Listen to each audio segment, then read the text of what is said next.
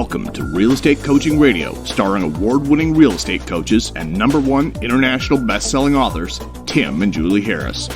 Real Estate Coaching Radio is the nation's #1 daily radio show for realtors who demand authentic, real-time coaching.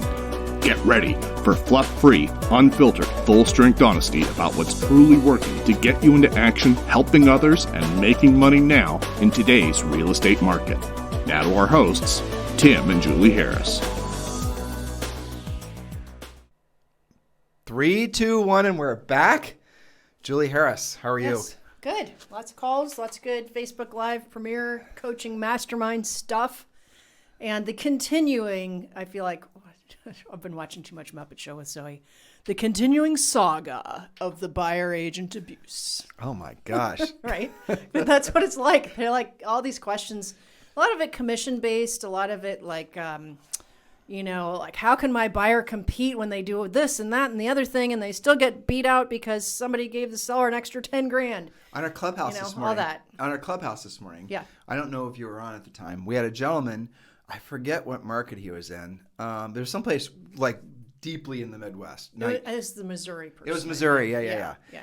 Thank you. And it was like the northwest part of Missouri. And he said in Normalville. Yeah. He said in his market, it's the buyer agent commissions are noticeably dropping to like 2% and less. And the point being is that those of you in the country who think you're going to just work buyers until the cows come home and the changes to the buyer's agent's commissions that are basically being pushed down by sellers not wanting to pay the buyer agent commission anymore because it's such a hot seller's market. And don't worry, when the market starts to shift back towards being a balanced market, which might take 3 to 5 years, buyer agent commissions will return. But there's no reason to believe.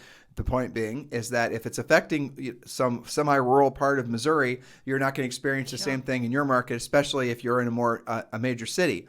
And again, this is not the listing agents screwing you. I'm tired of hearing that. The listing agents ultimately are just doing what the seller says. And if the listing, and there's no reason, there's no legal precedent or no contractual obligation through the MLS or whatnot, that the listing agent has to split their commission with you. There isn't. That doesn't exist. It's symptomatic of the market. Right. That's it. That's the way it is. Same reason builders aren't paying as much. And so we were talking about this in the Clubhouse, and everyone's experiencing this. And I don't think a single person said that they weren't seeing a reduction in buyer agent commissions. No, and in fact, some of this is coming from buyer agents themselves as an act of desperation because what else can you throw at the deal? Well, it's not all the listing agent's fault. Well, but point being is when you're in a competitive market situation and you're trying to make your offer stand above the others, what Julie's saying is in some markets, the buyer's agents are actually throwing in their commission or a portion of their commission to the deals to make the seller realize they'll net more if they're having to pay the buyer agent less. That's what this market has come to, It is. And so the title of this show and yesterday's as well is Stop the Buyer Agent Abuse. Now, it's kind of a misnomer of a name because ultimately it's the buyer's agents that are signing up for the abuse themselves. It's not like they're involuntarily being abused. And how do I mean that? If you're not learning how to be a listing agent right now, you are absolutely volunteering for the abuse that this market is going to give you. Yep. And again, this is just the natural progression of a strong seller's market, which is not going away anytime soon. And again, we drilled on this yesterday. We talked about this on on our Clubhouse this morning. But there is no reason to believe and stop believing anybody who's telling you that the market is going to crash anytime soon. Now I'm going to summarize an experience I had. So a very smart friend of mine this morning sent me a video that he thought I should watch. And this video was basically it was very, very well done, but predicting some doom and gloom thing that's going to essentially mirror what happened in the housing crash. Housing's going to crash and then the economy is going to crash and blah, blah, blah. And no one's really paying attention to it. And there's all this, doom and gloom. I mean, literally they even talked about locusts, okay, for those of you who get that Bible reference. A little dramatic. And so this video and similar pieces of content have been flowing around to consumers and then also showing up in the email boxes in front of the eyeballs of agents. And so there's this undercurrent, and I see it starting to build, this subculture, if you will, of people who actually believe the real estate market's going to crash without knowing or using a single fact. And so Julie and I wrote out 10 points we're going to present to you guys probably tomorrow. What do you think? Possibly starting tomorrow. Reason to essentially solidify that the market is going to stay strong for a long period of time. We're going to drill down. And Julie, we are not politically motivated. We're not trying to persuade you to think one way or the other. And a lot of these conversations that people are having are politically motivated. But here's the funny part of this, and I thought this was funny. So Kevin sent me this video, and I watched the video. And this is similar to emails and other pieces of hype, basically, that I've been seeing over the last probably 2 months, but it's definitely picking up in intensity. So I watched this video, and it was just a bunch of garbage, bad facts, complete and total, like, clever wording of things to try to obfuscate the fact that what they're saying was a lie. But with nice production value, Oh, so totally. it would be easy to kind of be drawn in. Right. And it looked legit, looked like it was well done by a professional. And it came from a source called, like, Economist Trust or something. It had this great name. It was total propaganda. But this is the funny part. So then I clicked on the video. Okay, this is on YouTube. So I clicked on the video, and then I went back to the main website where this thing was originally from. And then all the other videos that they had there were just similar doom and gloomy type things. Real estate was just one of the many things that they're trying to make people paranoid about. And so then I went to the bottom, and the guy's name who actually formed the website was there. I don't remember his name. It doesn't matter. And then I basically figured out who it was. And guess what this guy sells? This guy is in the business, and I'm not criticizing his marketing, right? You guys can decide whether it's ethical or not, but he is a prepper selling prepping goods. So his whole... As in Doomsday Prep. Right, as in like buckets of beans and, all masks and all this sort of thing. So his way of... What he was doing is he was creating fear and discontent and doubt because he's trying to scare people into becoming preppers or at least buying, the stuff that he has for sale on his website. But think about the complexity of what he's done.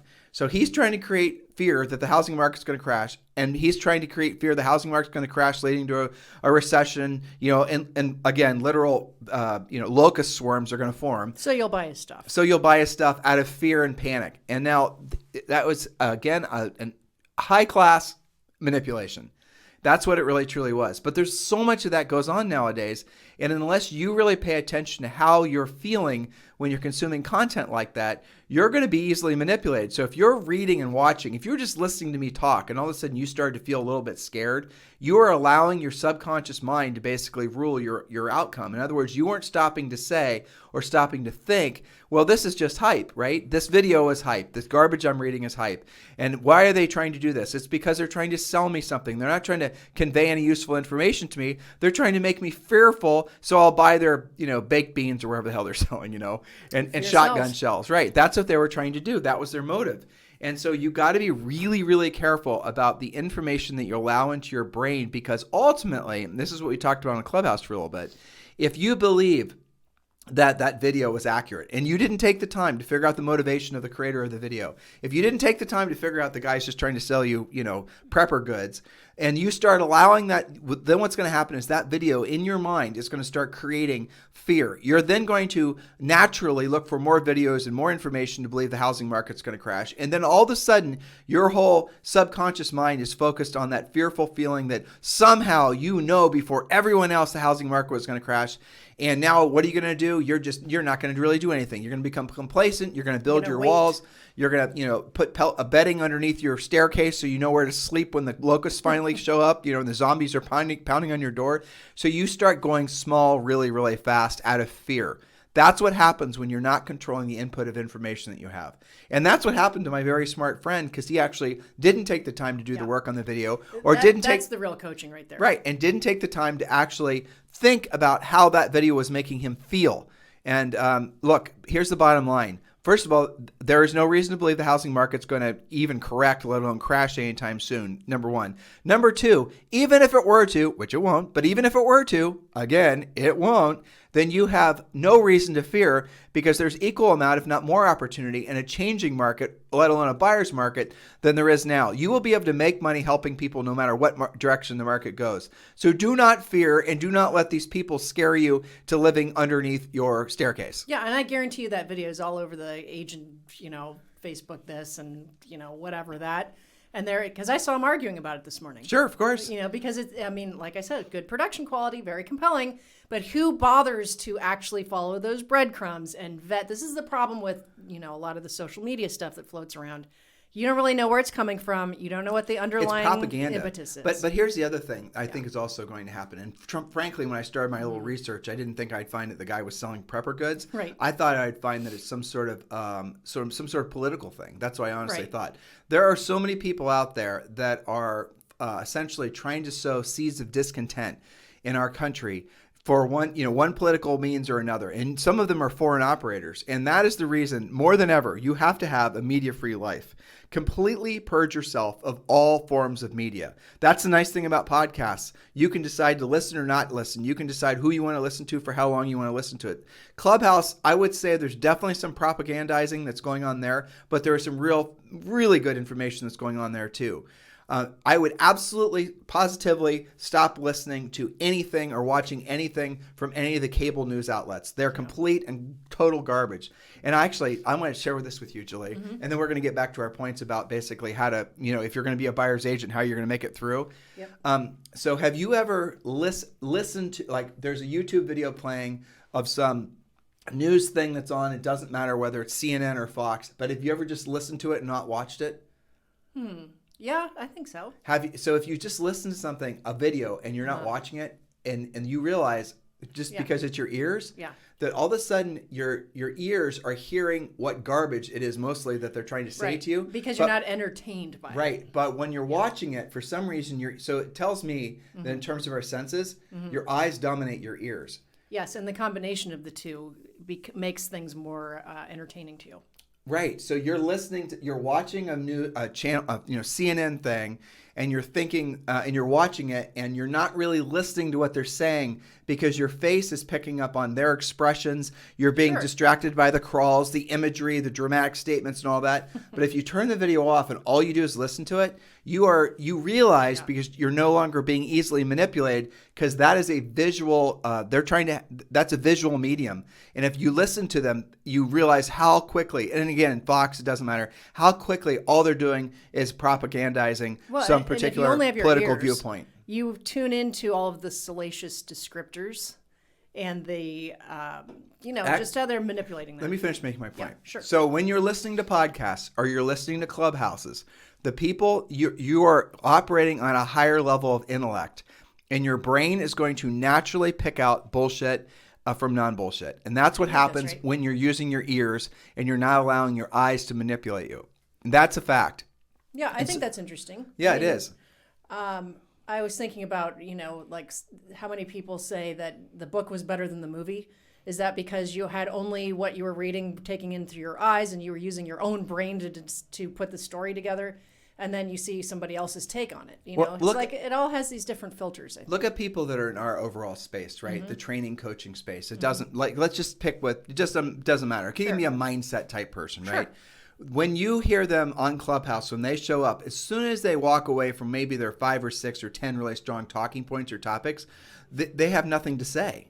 Yeah. And that's what's really fascinating to me is that this audio only format that a lot of social networking is obviously moving towards, spearheaded by Clubhouse, you're going to have the ability to consume the information. You're going to know immediately whether the person is propagandizing something or they're actually listening to somebody that's worth listening to. And that's what I'm excited about because all these people who have been able to manipulate you through video that are trying to basically get you to believe things that aren't necessarily the things you should be following or believing in, social networking, branding, marketing, all this other stuff, you're going to then, when those people are challenged, so explain to me why dripping email campaigns or any kind of drip campaign is supposed to be something agents are supposed to employ in their businesses.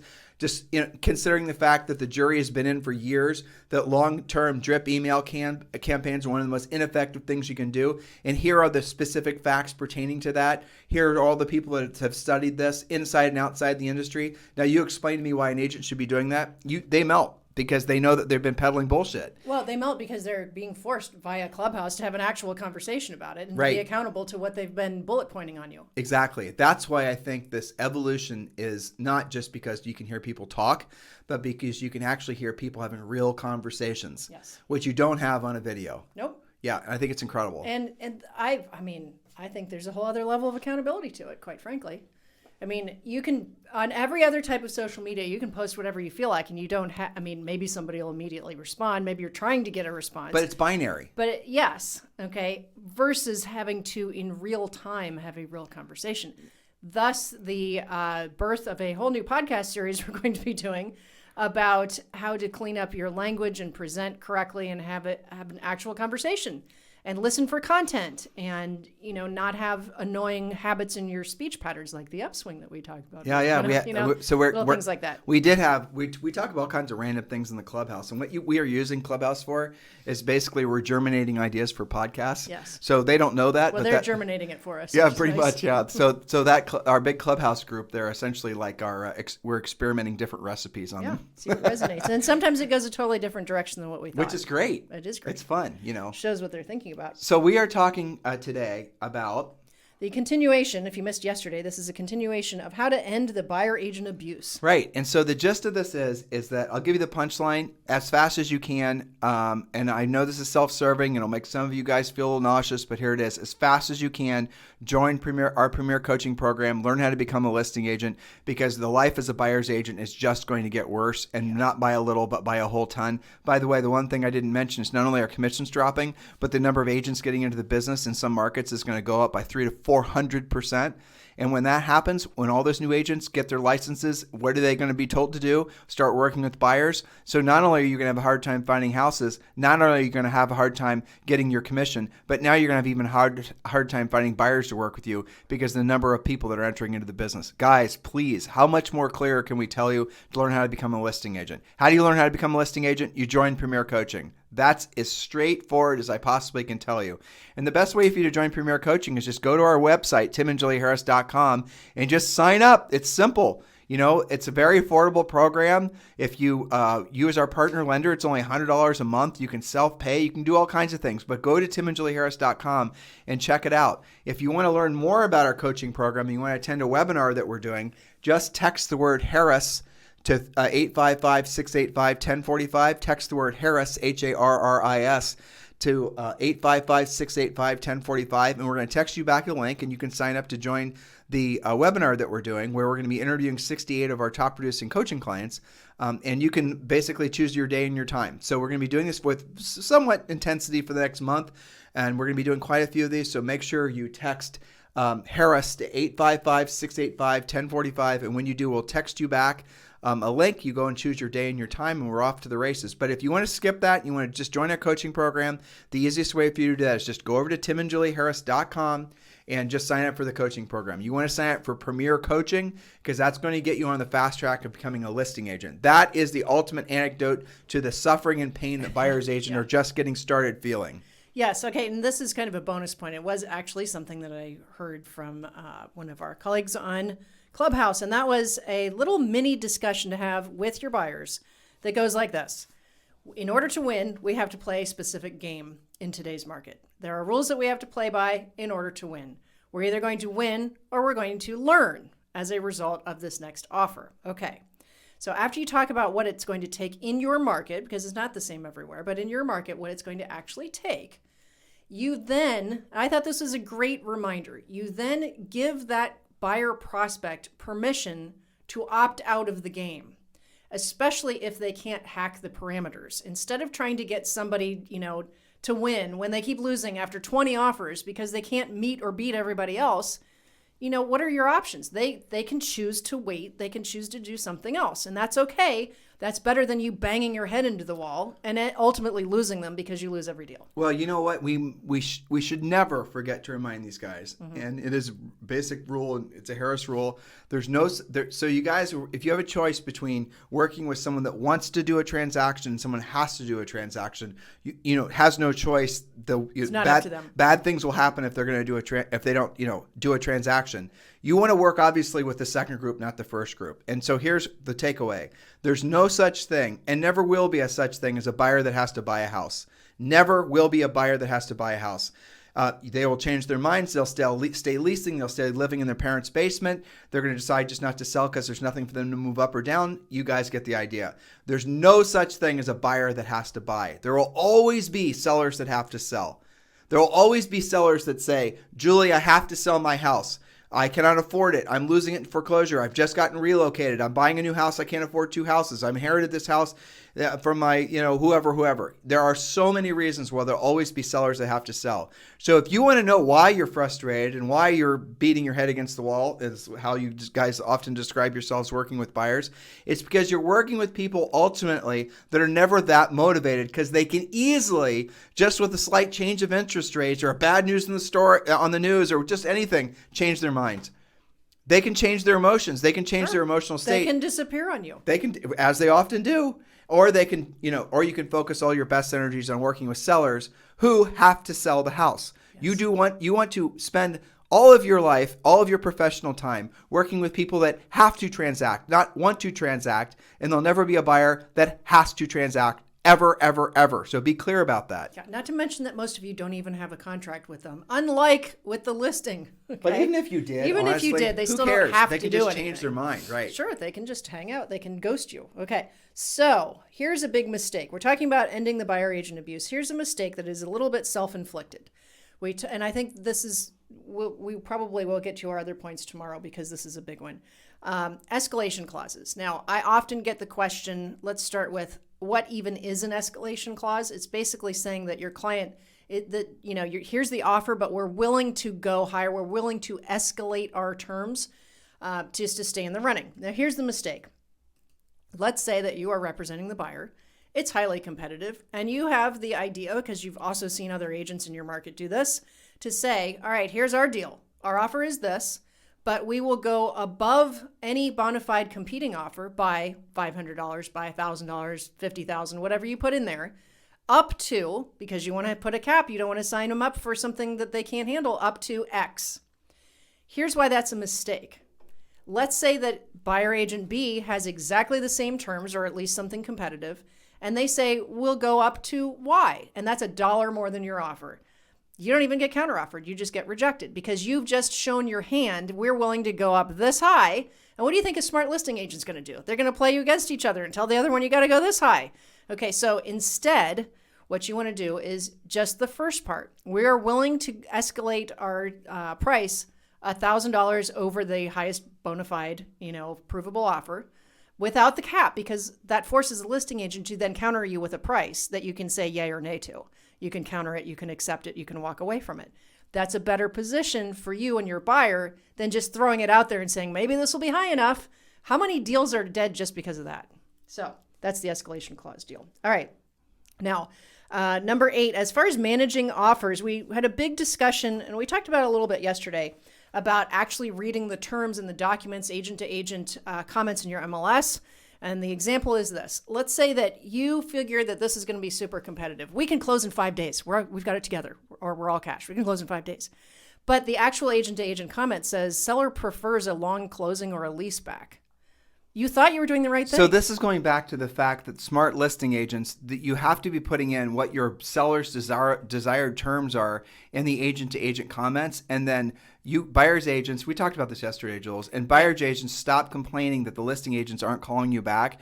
It's because they can't call you back with all the other calls they're getting from other buyer's agents. Stop playing the game that you're going to talk to the seller's agent, and somehow you're going to get the seller to get, seller's agent to give you all kinds of inside track information to get the house for your buyer.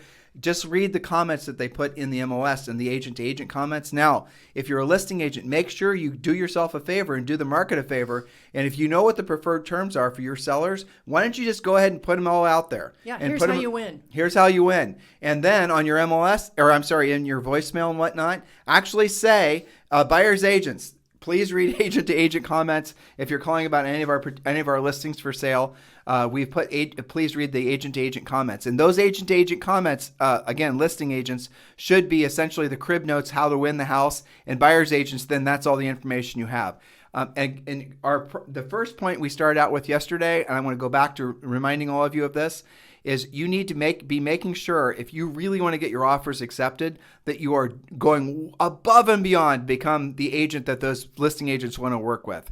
And that means you have to be extra respectful, extra nice, extra professional in such a way that you write clean contracts, and listen to the points we rattled through yesterday, because that really does matter. Because if you have a listing agent who's having to manage their life and their business and all the rest of it, and they're having to wade through 20 or 25 contracts, I promise you, they're looking for the contracts that are the easiest ones for them just to toss out.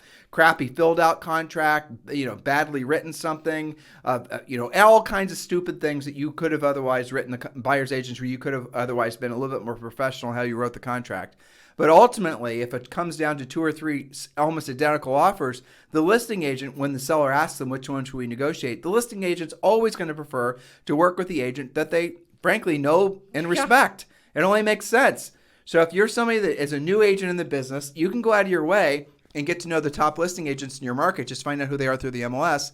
And if you're an existing listing agent and you are writing an offer on somebody else's listing, you also have an advantage because that listing agent is going to know that you too list homes and that the shoe might be on the other foot next week where they're going to want to basically have you pick their offer over all the others. So if you're on the buyer agent side and you're also a listing agent, don't be afraid to use that in your favor and remind that seller or that listing agent rather on the house you're trying to win for your buyer that, hey, you know what? I'm a listing agent as well. And it could very well be you're calling me next week because you want to buy one of our, represent your buyer in one of our listings.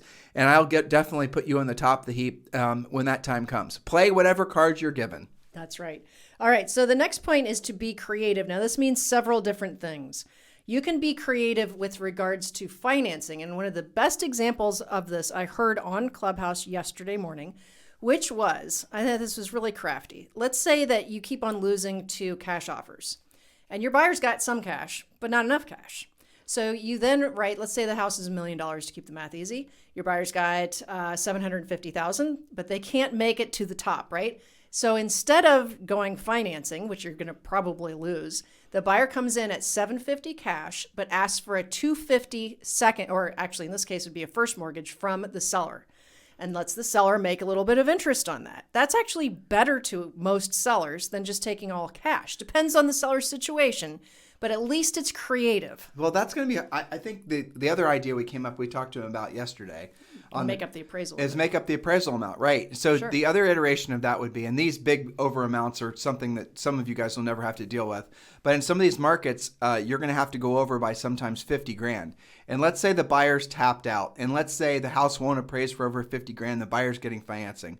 So in that particular case, the buyers, you can write an over asking offer, but then in the offer say you have to go over asking by $50,000, you then have, and you write in the contract that the $50,000 over the asking price, or you guys get the gist of what we're saying, don't overanalyze what we're saying, just understand the overall play here. Then that $50,000 then becomes a second mortgage on the house that's secured by the mortgage itself. So in other words, it's a lien on the property that the seller then will have an interest in the property because they're a second mortgage holder, and you're going to have, as the buyer's then going to have to pay a monthly payment on that second mortgage to the seller because they didn't have the cash to pay for the overage and win the house. Yeah, but the seller likes it because they're getting the deal done and they're making some interest on it, and it's a real deal, which, as you said, is actually documented as a lien on the house.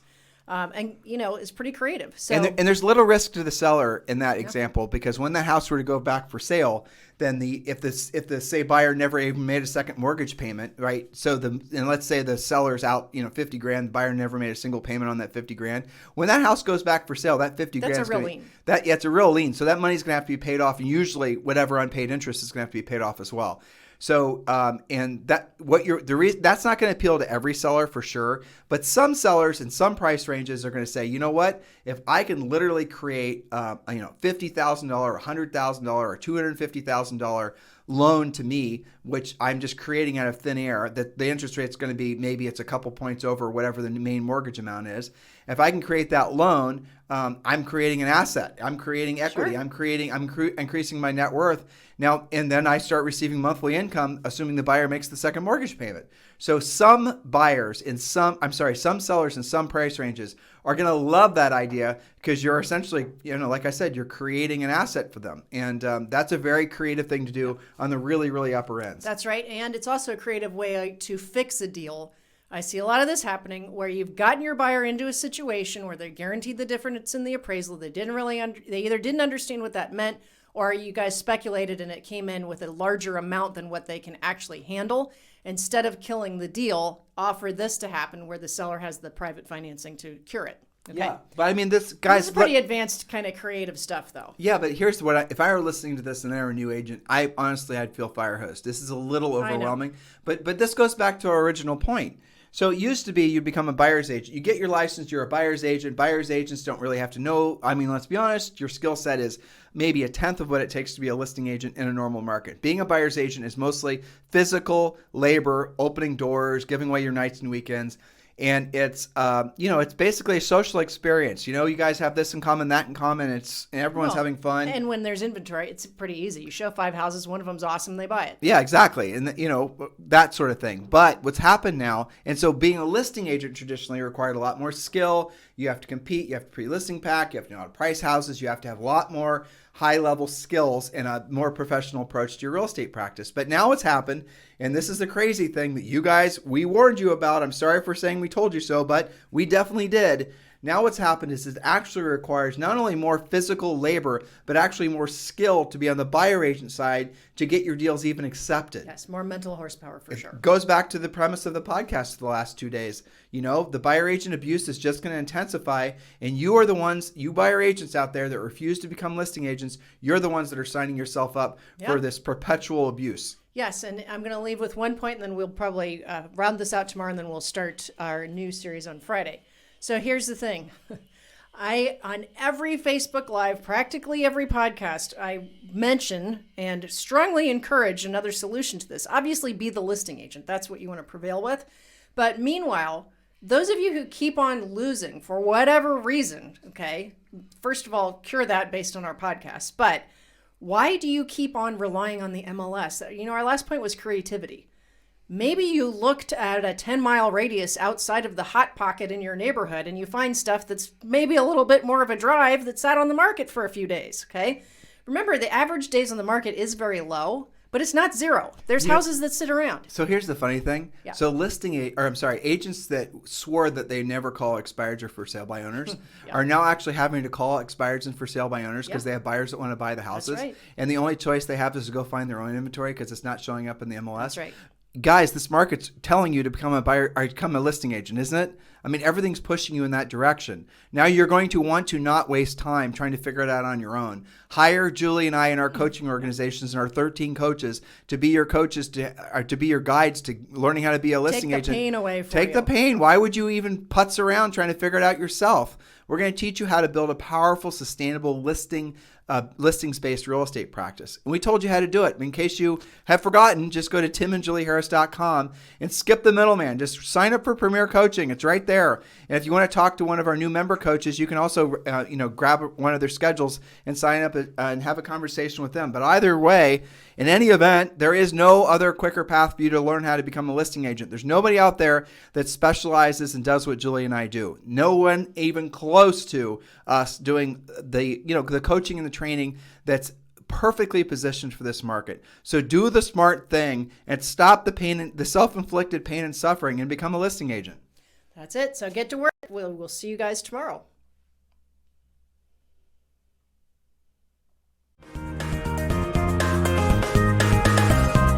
This program has been a presentation by Tim and Julie Harris, Real Estate Coaching. For more information on our real estate coaching and training programs, visit our website at timandjulieharris.com. Remember to tune in weekdays at noon for upcoming shows, and until next time, thank you for listening to Real Estate Coaching Radio with Tim and Julie Harris.